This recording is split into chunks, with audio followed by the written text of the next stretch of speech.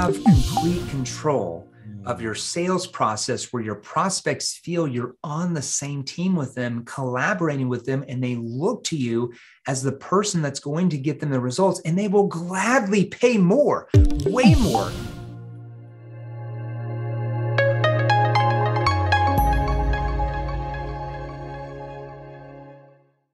Hello and welcome back to another Leads to Growth podcast. I'm your host, Christopher McCoy, and we're with the National Association of Sales Professionals. And we've got a very special guest. I know I say very special a lot. Everybody's very special in their own way. We're all snowflakes, but this dude is moving right now, as is his company.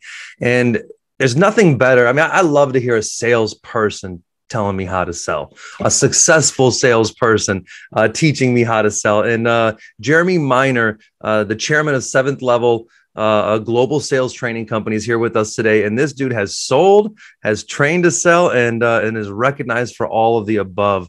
Jeremy, thank you for being here with us today, sir. Chris, thank you. Thank you for saying that I'm very special. I'm assuming you say that with all your guests. It's like, my wife makes me watch The Bachelor. Okay. Just, no, I'm not going to hold back on this interview. She makes me watch The Bachelor. It's a one thing I'll watch with her. And every episode, every new season, they're like, this is going to be the most dramatic, the most special, the most blah, blah, blah, season ever. And I'm like, I think that's what they said the last 26 years, but no, I love it, man. Thanks for having me on the show. It's an honor. I've been listening to several of your shows the last couple of weeks. So it's an honor to be on here with you.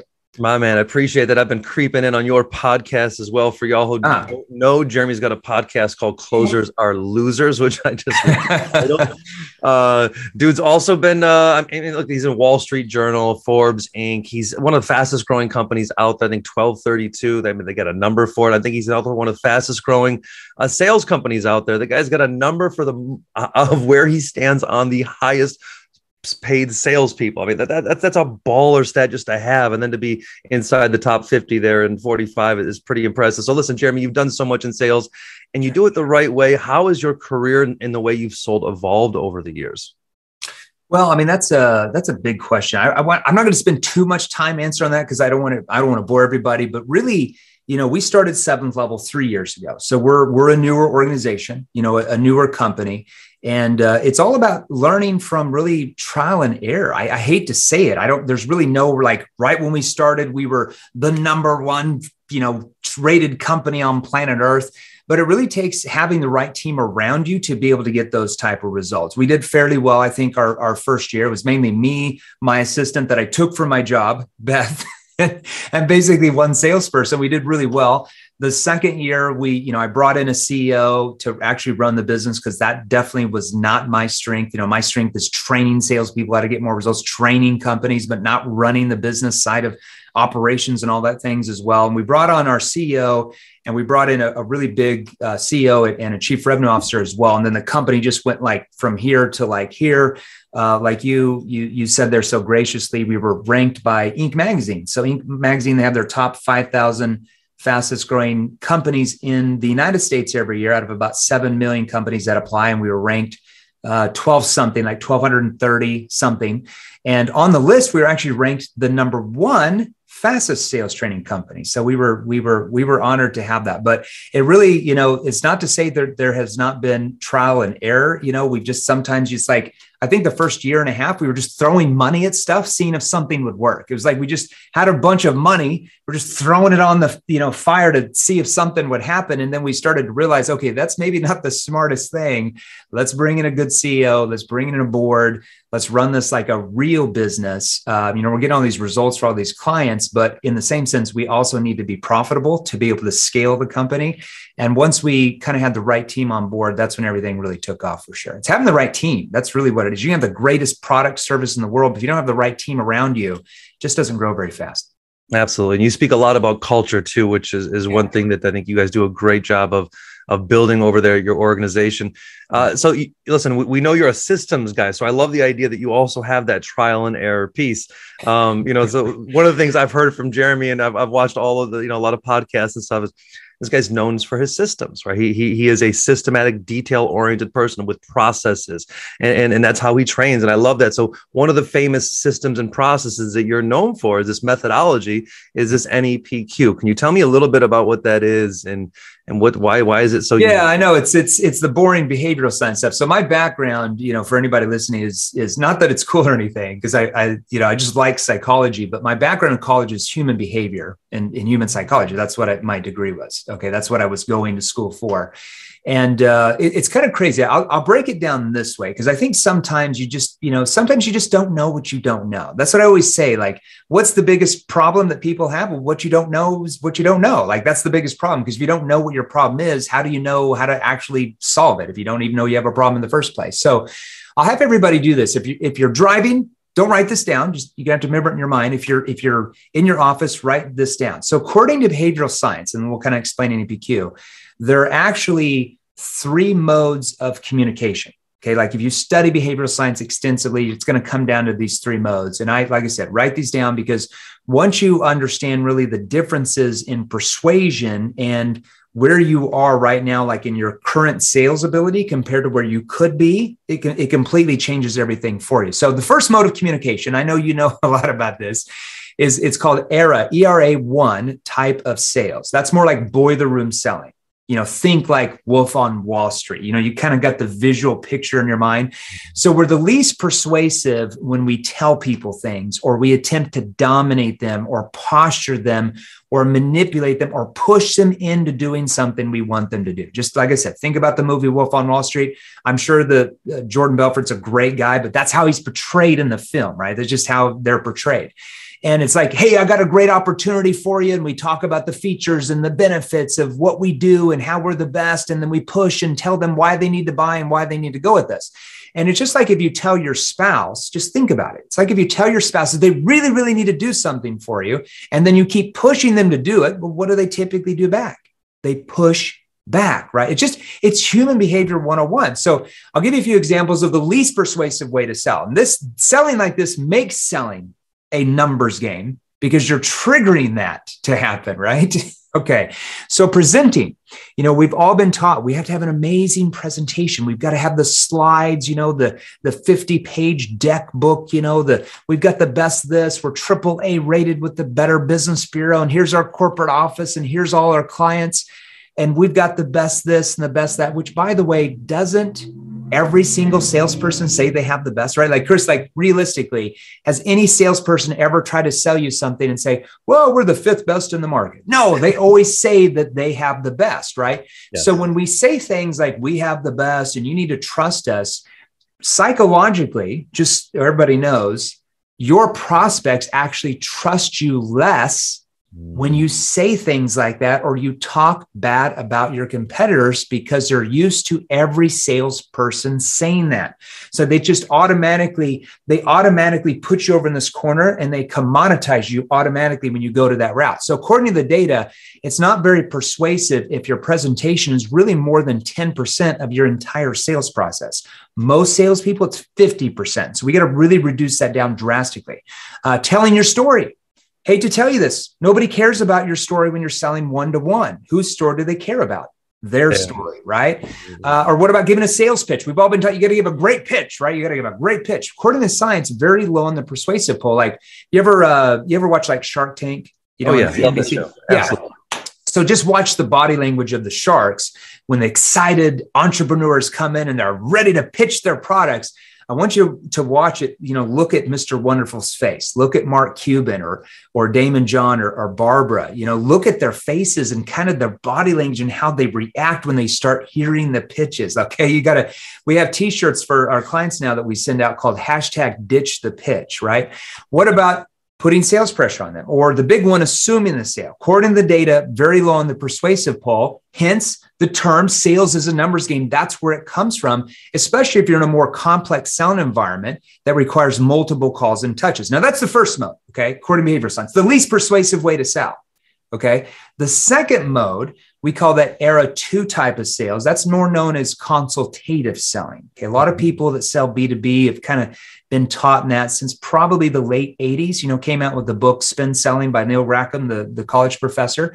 And he taught that you needed to ask, logical based questions to find out the needs of the client. You got to sell to the needs. Okay. But the problem is when we only ask logical based questions, we call those surface level questions. What type of answers are prospects going to give us in return? Logical based surface level answers. And do people buy on logic or emotion?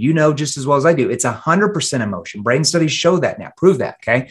So if we're still using these type of questions, I want you to completely get rid of these. They're so outdated. They're so surface level. In fact, when you use them, it's probably going to trigger a lot of sales resistance because most of your prospects are used to them. It feels so manipulative when you hear those words. Someone try to use feel, felt, found on you again. Come on, that's a philosophy and an idea, not the words. Yeah. I also love what you said too, how era 1 to era 2, a lot of that, shifted because of the information, right? The old manipulative sales was because one information was on the seller's side. The buyer side had none. And as informations began to explode and it's began to move through these eras. And I love how you said that it's a trigger. People don't even know that they're triggered sometimes. It hits the subconscious. Yeah, it's subconsciously, like when we hear certain words like, I'm just calling to follow up with you. That's a trigger word that every salesperson says. So when you say that to a prospect, immediately they're just like, salesperson trying to sell me something. It's like the wall of China, the Great Wall of China just goes up and you're now competing against the wall. Like you want to eliminate any walls of resistance. Okay. So we want to eliminate a lot of that wording. Just, I might say, I'm just getting back to you rather than I'm following up with you. Just that word follow up is a trigger word that so many salespeople keep using. They've been using it for 50 years, So you want to get rid of these questions like, so Mary, can you tell me what's keeping you awake at night? Never ask that question. It's so bad. Okay. John, can you tell me 2 problems that you're having the most, or who besides you would be involved in this decision? Instead of saying who besides you would be involved in the decision, we need to relanguage that. And we might, because we have to find that out if we're in kind of a complex selling environment, and we might relanguage it to something like this. Sally, can you walk me through your organization's decision-making process when it comes to really solving issues like this? See, just by me changing the languaging of that, can you walk me through, instead of saying, who besides you would be involved in the decision? Most people aren't going to tell you that. But if I say, can you walk me through your organization's decision-making process when it comes to solving these type of challenges? She's going to start walking me through. We need to talk with this person. We need to go over here. And that just kind of helps you organize your thoughts about who you need to be involved. I love this. And if y'all aren't on, I'm going to give you some information to follow Jeremy in the future, but he talked about this recently, the idea, the difference between the script and knowing a script, right? The idea of reading a script and really knowing the language. When you know the language and you know a script, you can adopt it and make it your own. It doesn't become the old language that's stuck there. And sometimes when you start with new companies, with all love, not everybody's got the most updated templates and scripts out there. So knowing the language, knowing the philosophy behind it, and being able to make it your own a little bit, still sticking to it is so powerful. Yeah, 100%. You don't want to say like, what are you looking for in a solution? Like, it's just too surface level. Like you have to go far deeper if you want to pull out the prospect's emotions and create urgency for them to want to do something. Okay. Instead of their emotions, use emotion words if you want to pull out emotion. Use surface words if you want to pull out surface. I just want to put a push pin in Jeremy. That's powerful. And I wanted to let y'all know, all our listeners here, I was warned about this. I apologize. I didn't warn you. This is what happens when you have an ace sales trainer on the line. Y'all got to get your pens and paper out and listen and take notes. So Jeremy, thanks for delivering. Oh, hey, I'm not that cool, but thanks for the compliment. All right. My kids always say I'm pretty boring. So I'm going to take that out as a compliment. So always going to be that way, my friend. There you go. So that's a second mode now, and there's a lot more into that. But third mode of communication, that's called dialogue. Okay. That's era 3 type of sales. So according to behavioral science, we're actually the most persuasive. This is just the science, the data. When we allow others to actually persuade themselves. Okay. Dialogue, when we ask, and this is where it comes in, what we have branded, what we call neuroemotional persuasion questions. That stands for NEPQ. Now, the key is we have to learn certain questions and techniques that work with human behavior that actually trigger the prospect. Instead of resisting us, triggers them to want to open up to us and pull us in rather than us trying to push them forward. Now, that's the $10 million question. How do you do that, right? Can you just show up? Hey, here's where you send me the money. Just persuade yourself, go ahead and wire me the funds. No, of course not. You have to learn those specific skilled questions and when and how to ask them, like you said, in a step-by-step structure, if you want to call it a script, that gets the prospect to sell themselves rather than you trying to do it. Okay. And that's the key here. Like, you can't go out and wing it. I hear so many people like, oh, you got to be natural. Yes, you do, but you have to have a structure to follow. If you just go out and wing it and like ask some questions, but you don't really know where you're taking the conversation, you're going to get crushed. You're going to be like a little ant and somebody's just going to stomp on you and you're just going to get owned. You have to have a sales structure you follow, but you have to really understand it. You have to make it sound natural. Just like if you're a Hollywood actor or actress, like I love George Clooney. I love his movies.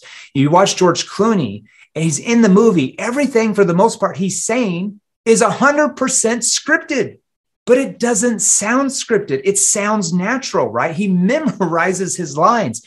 If you're a sales professional or if you're a business owner that has salespeople, we have to get our salespeople to memorize their lines, know what questions they're going to ask, and not just know which questions are asking, but why we're asking them. Like, what's the psychology behind why we're even asking this question in the first place?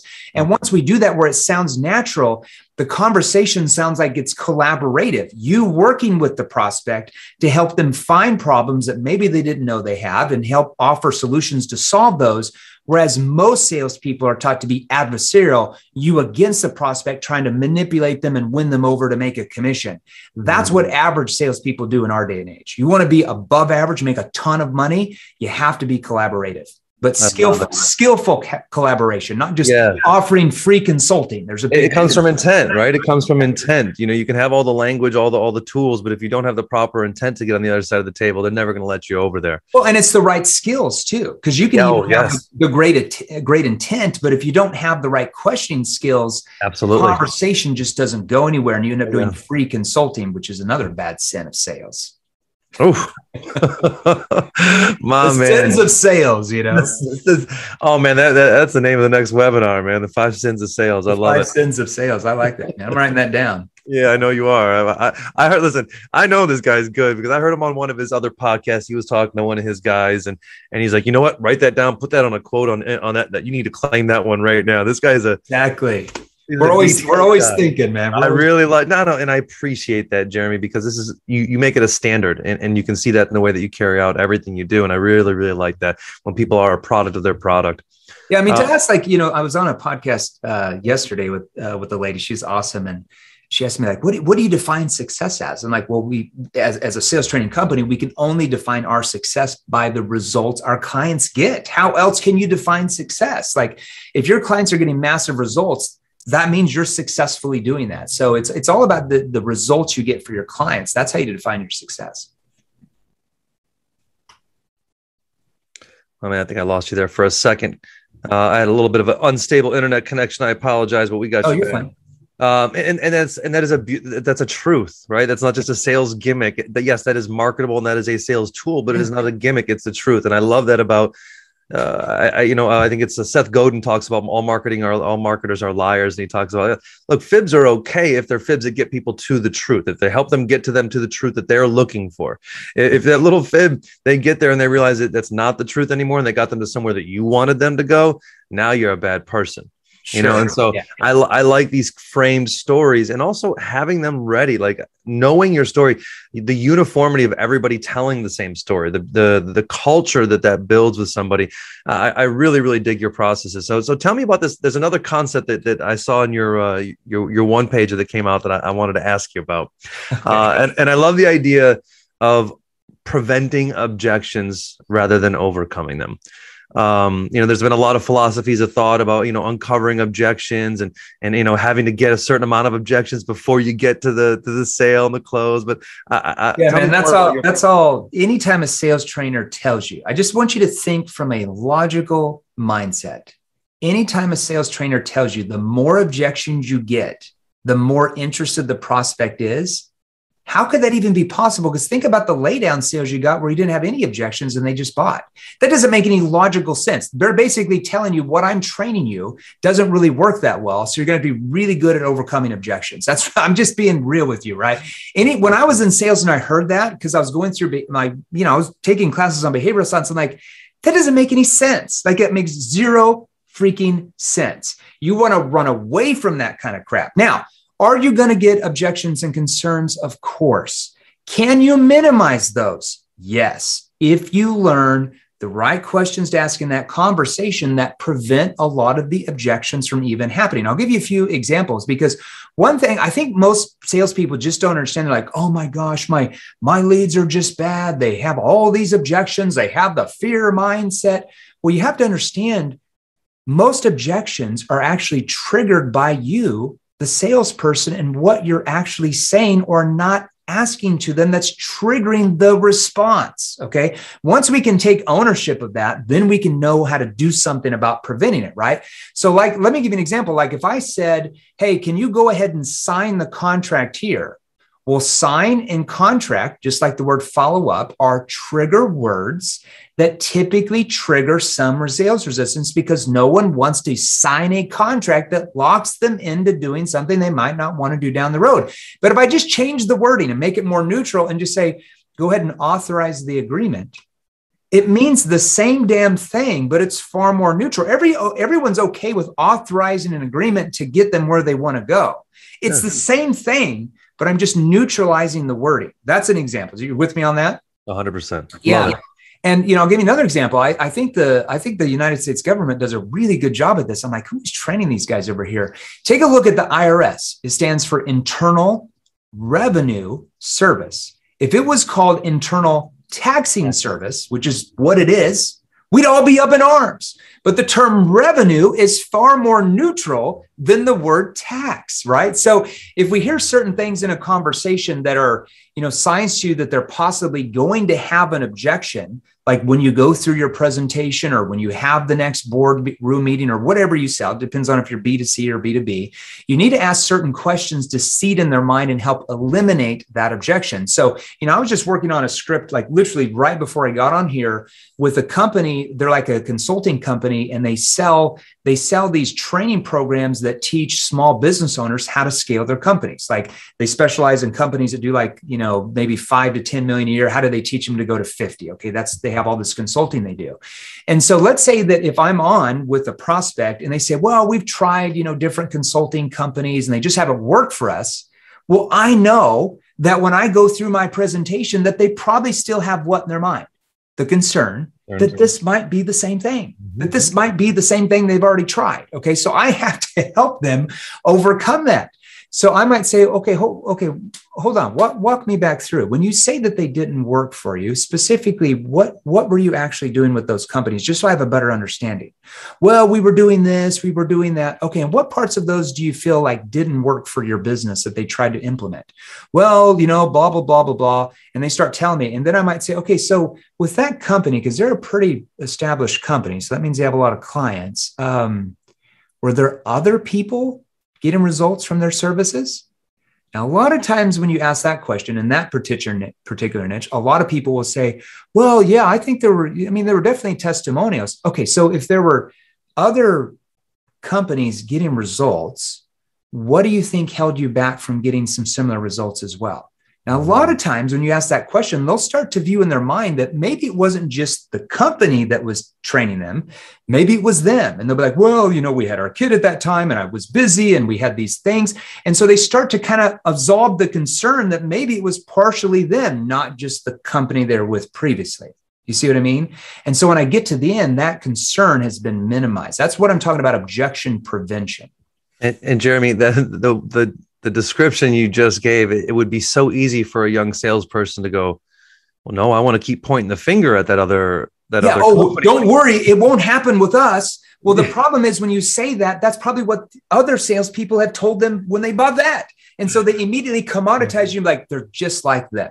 And they're going to have the same concern. Yeah. But let's say if they're like, oh, they just didn't have the support. They didn't do this. And we take them through that. And then they through our questioning, they're like, oh, maybe I just didn't put in the time, whatever. I might come back and then say, okay, so support's important to you then.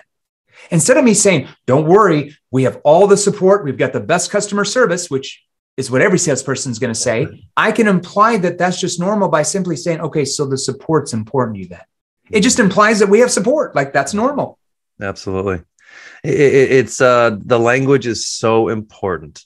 And yes, you don't need to read directly from a script every time, but once you've owned the language, once you've adopted the language that you need to use, then you can be more comfortable with being flexible around a script. But until you're there, own that thing, live that, read the proper word. That they make such a big difference. And we don't remember, Jeremy, because oftentimes we're thinking of things through our own ears and through our own thoughts, not putting ourselves in that customer's shoes. 100%. Yeah, you got to, a good friend, I'm co-authoring a book. It's already done. Jerry Acuff, you might be familiar with him, but he's the CEO of Delta Point. It's a large consulting firm sales consulting firm out of Virginia. And he's got 5 best-selling books, but one of them is called, and I might be, sorry, Jerry, if you're hearing this, but it's called Stop Acting Like a Seller and Start Thinking Like a Buyer. Oh, I like you've got to stop acting like a salesperson trying to get some commissions, get rid of the commission breath and start putting yourself in the buyer situation, in their shoes, and collaborate with them and understand what questions to ask to get them to want to open up and want to engage with you. And they start to view you as like the authority, like this is the trusted authority. This is the expert who they're going to continually buy from because nobody else treats them that way. You're like on the same team. It's such a beautiful play, and the line is "you are the authority" is so powerful. People don't understand that. That's why you're on the phone with somebody. That they don't have the certainty, or they haven't made the decision. They're looking for the certainty from somebody else, and they're looking for you to be that. Hey, would you like to take this spot and be my certainty for this decision? That's what they're asking. They responded to some ad or might have reached out or something. They're basically raising their hand saying, "Help." I mean, that's what they're doing. If they responded to an ad or requested information, they're literally asking you to help them. Exactly. And so don't throw 200 life preservers on them at once, right? Go in there and reach an arm out. Be a human. I love it. Jeremy, this is great stuff, man. So, all right, I've got another question for you, man. And this is probably a question you get often, but I find it's with the whole COVID-19, the quarantine, things shifted. And now they're shifting again. It's almost like, like the earthquake where it happened. And now we're getting the aftershocks of how things are settling. You got it from 2 perspectives. One, you've got it from the perspective of the employees out there who are going, hey, look, this is a new lifestyle. I realize how important life balance is, right? And then you've got the sales leaders who are going, hey, yeah, but our numbers, y'all aren't getting the best out of yourselves because you're not here in the office. And how do you find this balance now with what's happening? Well, I think it's changed as far as like logistics. I think it caused companies to really think differently on how they can use their sales force to really a bigger capability. I know we brought on, I still remember it was like probably 60 days before COVID hit, before the world changed. This was after Christmas. We brought on I think they're actually the largest used car dealership conglomerate in Canada. It's called 401 Auto. They've got, 50 dealerships there. And I remember when they came on board in Canada, it was a little bit different in the United States. We had the lockdowns here in most states just for a couple months, right? Besides like California or New York, it got normal a lot quicker. But in Canada, it's like, man, they like freaking locked down. Like you couldn't go into a retail store. Like if you wanted to buy a car, you couldn't. Like you couldn't go buy a car. Okay, so imagine you're a car dealership. You literally cannot open your doors. So somebody knocks on the door to buy a car, nobody's there. Like you can't even legally go into the car dealership. So obviously they're freaking out. They're like, what are we going to do? Like we're going to have to file bankrupt. I mean, you're going to have to think, what are you going to do at that point? Yeah. You can't even make a sale. And so what we did was that's a 100% brick and mortar business. Yeah, what are you going to do? Yeah, exactly. 100% brick and mortar. Yeah. And so basically we taught them, we wrote their sales structure. We got, they got some lead vendors and they basically started getting leads and their salespeople started working from home, calling those leads, making the sale over Zoom. Okay, where they would show pictures of the vehicle and then they would meet them to pick up the car outside of the dealership, like in the parking lot outside, sign the paperwork there, and they would drive off their car. Their sales more than doubled in the next 12 months with the lockdown. Okay. So that just opened it up where instead of waiting for people to come in their store, they were starting to call leads and they were getting a hold of way more people than just waiting for somebody to randomly walk in their business. And now they have it flexible where they have both. Now they have a whole call center. They've got like 80 salespeople in like this big barn auditorium, and they're just calling leads all day while they have salespeople that are in the dealership as well. And their sales are going up and up and up and up. Had COVID not happened, they might not have ever even had that thought in their mind that that was even possible for them, if that makes sense. Another, big industry that I think it changed a lot was the insurance industry. We train a lot of insurance companies. Oh, yeah. And I remember insurance salespeople, they're just like, nope, you can only make sales in the home, face door to door, belly to belly. Door to door. There's no way, mano to mano. We're like, well, I mean, you're not going to make any sales because you can't do anything right now, right? This is right when it happened. And so we basically did the same thing. Let's get leads. You guys get leads. Let's set up the appointments on Zoom. And they started crushing. I think they went, some of the companies we train were up 200 to 300% over the next 6 months to a year. And a lot of it was simply because of this reason. Instead of driving 30 miles to get to this appointment, and they're a no-show. Then they have to go 15 miles over here. And then they have an hour appointment. Then they have to drive 15 miles over here. And, I need to stop for a bathroom break. And before you know it, you've seen 2 people and it's already been 6 hours during the day. Well, on Zoom, they were back-to-back 30 to 45-minute appointments all day. So they were seeing 8 to 10 people a day, whereas if they're driving around, they're maybe seeing 3. So they were seeing 3 times as many people by just having leads, getting them on Zoom, and they were closing way more, and they were seeing 3 times more people. So that industry as well kind of is going to have a hybrid model now because they realize they can see so many more people rather than people driving all over the city getting to these leads. They can just have them on Zoom face to face, and the result's the same thing. Yeah, those were 2 industries that were ripe for disruption in this way, that in a very, very beautiful way, because they were both stuck in, hey, it's working. It's a very difficult thing, especially for salespeople. I mean, look at Kodak, look at BlackBerry, look at these big companies. When things work, you're like, I don't want to fix it, but change, right? You don't want to innovate, right? You don't want to try to improve, and that's a dangerous, dangerous path to go down because I don't really know of any company that's been around for decades that never changed or innovated that's still here. And Jeremy, to your point too, it's not just changing your product or your service, but changing the way people buy your product or service, the user experience. And I think that is something that has been new to this last 2 or 3 years. Like products and services and industries were being disrupted, but by ways of technology. I think the sales experience has been disrupted significantly over the last 2 years and is now evolving at a much more rapid pace because of it. 100%. I totally agree.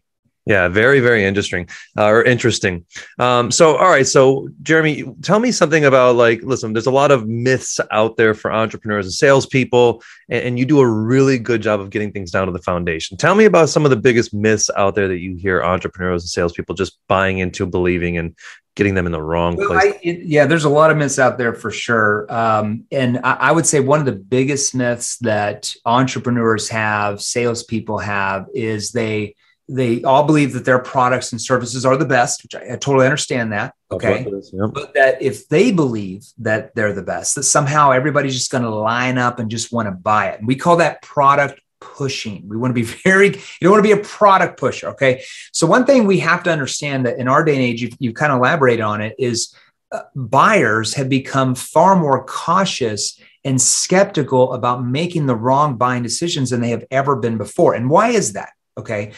We have a client named Brandon Kane. He's the author of just some big best-selling books. One of them is called Hook.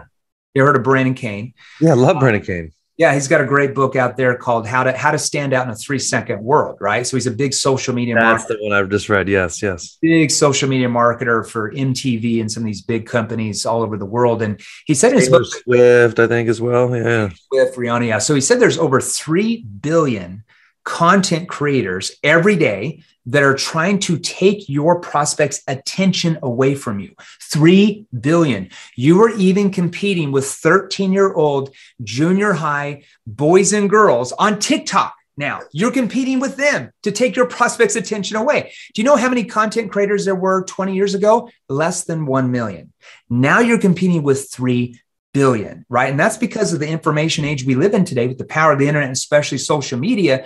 Your prospects are being sold to 24 hours a day, 7 days a week, week after week, month after month, year after year. When I say that at events, people are like, oh no, I'm not always sold. Like, that's not necessarily true. I'm like, oh, really? Think about it. You get up in the morning. What's the first thing you do? You grab your phone and you look at what? Your Facebook, your Instagram, something, and you see what? Ads trying to sell you something, right? You start walking into the kitchen. You're like, oh my gosh, I need some coffee. I got to get to the office. I'm late. You turn on the TV. You see what? Commercials trying to sell you something. You get in your car like, oh my gosh, I love my favorite radio songs. You turn on the radio. You hear what? Ads trying to sell you something. You drive down the road to your office. You see what on the sides of the roads? Billboards trying to sell you something. Oh, and by the way, at your lunch break, what's the first thing you do? You get back on your phone, you start looking at your social media, and then you see that your aunt is trying to recruit for her latest, greatest MLM she's trying to pitch. So you're constantly being sold to all of the time. And because of that, we as human beings have put up a wall of resistance anytime we feel that someone is trying to sell us something, okay?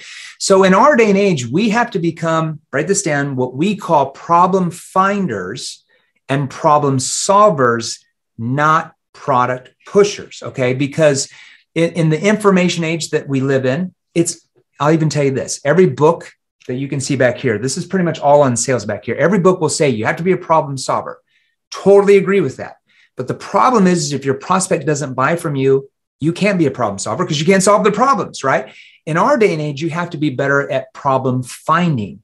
And that means asking the right questions at the right time that helps your prospects find problems in their mind that they didn't even know they had. And that's why I'm always a critic when sales trainers say, oh, you just got to sell to the needs of the client. Well, the problem is that most of your prospects don't know what they need when you first start talking to them. Yeah, we had this whole conversation off with this, my friend. Yeah, 100%, because we can't sell to the needs of the client. It's just like, I'll give you an example. Like if you wake up in the morning and you've got like a splitting headache, you're like, oh my gosh, my head hurts so bad. I need to go to urgent care. It's right around the corner. They're going to give me some medication. My copay is $100. That's my budget. And it's going to solve my problem because that's what I think I need. I go to the doctor. The doctor asks me some questions about the pain and the symptoms and how long it's been going on and what the pain level is and how it's affecting me. And just those questions make me start to think, maybe I have a bigger problem than what I thought I did. And then he suggests that he doesn't know yet, but we might need to do a CAT scan on my brain. He does his CAT scan on my brain. And I find out, oh, by the way, I have a terminal tumor in my brain and I've got 3 months to live. And oh, by the way, the surgery is going to be millions of dollars. Your insurance only pays 90% of it. You're going to have to come out of pocket $250,000. Well, the hell with the budget. Now I'm going to go out and find the budget, right? But 2 hours before, I thought I only needed the $100 copay to get the medication for my headache. I didn't know what I needed until that doctor, that person, pulled out what was really going on that caused me to view now that my problems are much bigger than what I thought they originally were. That's why you can never sell to the need. You have to sell to what their real problems are once you help them find those problems. You with me on that? Oh, with you. It's all about problem finding, and it's really, once you really learn the right questions, we talk about our clients, learn NEPQ, not only are you able to help them because you're able to pull back so many layers of the onion that most salespeople just can never get to because they put up a wall and they're not going to let you go there. So once you learn NEPQ and you learn how to help them, they want to engage with you, they want to open up to you. Not only are you able to help them find one problem, but now you're able to help them find 2 other problems, or maybe 3 or 4 other problems. And maybe through your questioning, they start to realize the consequences of what will happen if they don't do anything about solving the problems. When you're able to help them see that, that's when they start to view you, as you know, Chris, as the expert, as the authority, the trusted one who's going to get them the results they want. So it's all about problem finding, not product pushing, because if you're product pushing and you ask a few consultative questions like, what are your biggest problems? How long has it been going on? What's the impact? The same boring consultative questions, right? Or repackaged as something. And then we start going through our solutions, talking about the features and the benefits of the product and service and how we have the best in this. It's like taking a bucket of mud and throwing it up against the wall, hoping and praying that something we're going to say is going to magically trigger that person to want to buy from us. And I call that hopium. It's a drug that so many salespeople and entrepreneurs take, where they just hope and pray that something they're going to say is going to trigger that person to want to buy. And it's such a hard and really unpredictable way to make a living in sales, or if you're a business owner, very unpredictable to scale your business. You with me? Yeah, absolutely. It's very much like the lottery. Like they're just picking up the call, hoping to get the laydowns, hoping to get by, and not really using any of the skills or tools that they have available. The opportunity. Why not have complete control of your sales process, where your prospects feel you're on the same team with them, collaborating with them, and they look to you as the person that's going to get them the results, and they will gladly pay more, way more than your competitors, who they feel that are just trying to manipulate them or sell them something that they might not want, don't need, can't afford. They will gladly pay you more because they view you as getting them the result over somebody who they're not sure if they can. 100%. And what a better way to go through your day as a salesperson by building relationships with people and uncovering and being human and empathetic with people, than to just go and pick up the phone and wondering if they're going to say yes or not and try to move them through the process. Yeah, I mean, it 100%. is, if you go out there looking for a yes or no and you keep getting no's, it hurts after a while. Why does it hurt? Because you don't feel like you have any control over it. And I love what Jeremy's saying is that you do. You have complete control once you learn the right skills. If you don't have the right skills, you literally have no control. And it's like you're going to go into a boxing ring every day and you're going to get the SHIT 100%. knocked out of you. And you're going to, it doesn't matter how, I love personal development. I love, I go to Tony Robbins events. I think it's so important.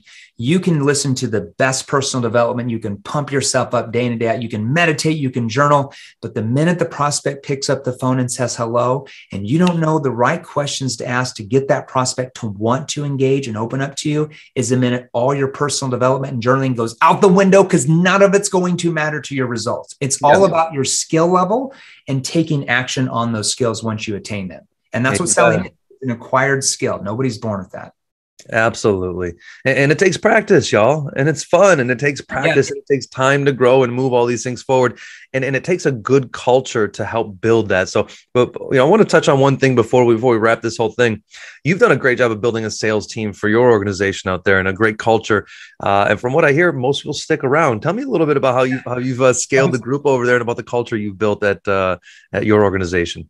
Well, I'm going to take some of the credit. I think a lot of the credit is our CEO is really good at that. Our CEO, Matt Ryder, is a former special operations. He served for the Australian government there. He did many tours in Afghanistan. He's very good at creating culture with our salespeople. I just add the skills that are required to have a lot of success. We have about 117 salespeople.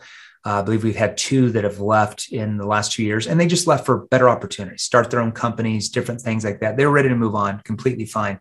But it's about building the right culture, and it's about setting an expectation of excellence. And then everybody competes to that excellence, but they're all on the same team as far as the vision of like helping our clients, our prospects get what they want. And every single salesperson we've ever hired went through our training as a client first. That's almost a pretty much, I don't know of anybody we've hired that did not go through our training and learn NEPQ and go out and used it in whatever their industry they're in. And then they applied to work for us. That's like a big rule we have. We don't want to hire somebody that's, still selling like, dinosaur ages of selling. We got to retrain them. Now we've done that. We've retrained them and brought them back in, but we want to have a culture where everybody's on the same page. It's a commitment to excellence.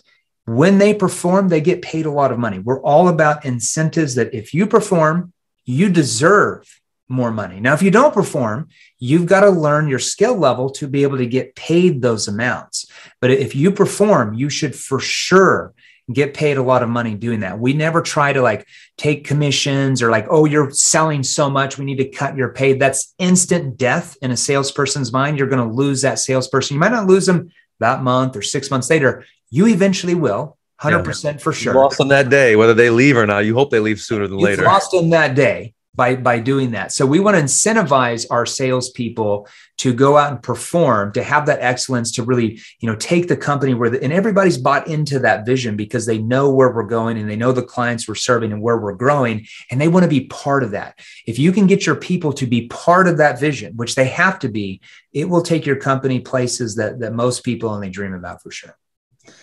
My man, Jeremy, I could sit here and listen to you all day. I might start. Yeah, me too, dude. We need to do this again. Hey, before I forget, because I've known to do this before. It was up on my board, so go ahead. You do it too. Because I forget half the time, and people are like, where are they supposed to find out? If they want to learn more of those questions, because I just gave everybody a couple nibbles. I know we didn't have time to go through like specific, what connecting questions you need to ask to get them to engage, what problem awareness, what consequence questions. I feel bad we didn't have time. They can go to our free Facebook group. It's probably the best place to get some of those resources. We give those resources for free there. www.salesrevolution.group. So salesrevolution.group.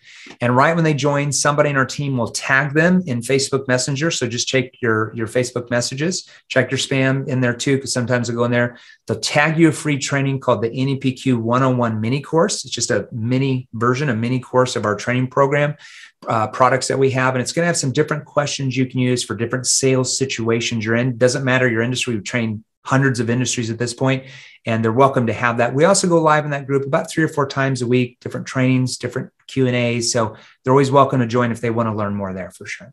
Absolutely. And it's a huge resource, y'all. I've been on there all the last couple of weeks digging in. So definitely some great value there. And it's a very engaging group too. So you'll have some fun there. It's probably the most engaged sales group you'll ever see. I think I was impressed by the engagement. You look at some of these groups, like, okay, there's a bunch of posts from the administrator over and over and over and over again. But no, you got some good group there. You got some good people having some fun. And that speaks a lot. Listen, y'all, Jeremy, you're a product of the product, as is your company and your team. And that's one of our favorite things to highlight on Leads to Growth. And we really, you could be a product of shit and teaching shit. That wouldn't be a great thing, but you hold a high standard, and we really appreciate that, man. So thanks for being here. Next time you're in Austin, you got to come to the Music Hill Ranch. We're going to start recording over there. I want you to do the next podcast at the ranch. 100%. I need to have you on the podcast here too. Our new, we just moved into these new offices here in Scottsdale about a month and a half ago. So our new podcast room is still being built out. Supply chain issues. It's like, it happens. I've heard 10 times longer to get in. I'm just like, what do you mean the desk isn't going to be made for 3 months? It's just a desk. Sorry. And that desk is expensive now because wood ain't cheap. But thank y'all for being here. You know what to do. Click on the stars below, like, comment, and subscribe. And we'll see y'all on the next one. Cheers. Thanks, Jeremy.